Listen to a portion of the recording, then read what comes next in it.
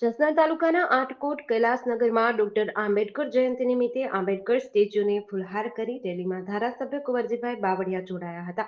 બંધારણના ઘડવૈયા ડોક્ટર ભીમરાવ આંબેડકરજીની 135મી જન્મ જયંતિ નિમિત્તે આટકોટ ખાતે આવેલ બાબા સાહેબની પ્રતિમાને વિસ્તારના ધારાસભ્ય અને ગુજરાત સરકારના કેબિનેટ મંત્રી કુંવરજીભાઈ બાવળિયાએ પુષ્પાંજલિ અર્પિત કરી હતી.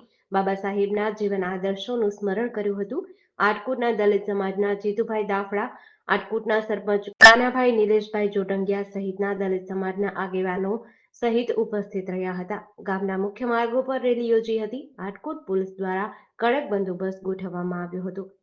ડૉક્ટર બાબા સાહેબ આંબેડકરની આ જન્મ જયંતિ આજે 135મી ડૉક્ટર બાબા સાહેબ આંબેડકરની જન્મ જયંતિના ભાગરૂપે આજે વહેલી સવારે 9 વાગે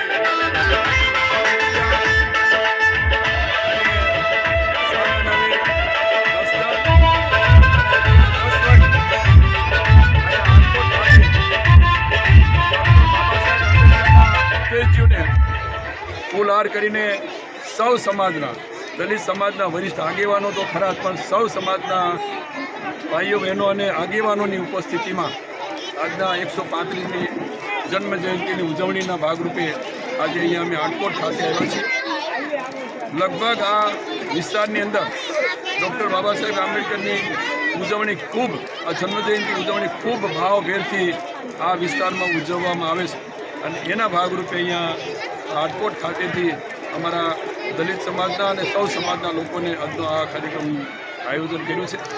ડૉક્ટર બાબા સાહેબ આંબેડકરની એક હંમેશા સંદેશ રહ્યો છે કે સૌ સમાજની સમાનતા, સમરસતા અને બંધુત્વની ભાવનાથી સમાજનો વિસ્તારનો વિકાસ થાય.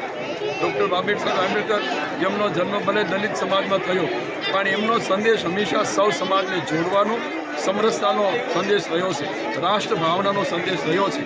એને જીવનમાં ઉતારીએ અને આવતા દિવસમાં રાજ્ય અને રાષ્ટ્રનો વિકાસ થાય એમાં સૌ સહભાગી બનીએ એવી મારી આજના દિવસે શુભેચ્છા. જેડીસી ન્યૂઝ સાથે કરશન બામટા, આટકોટ.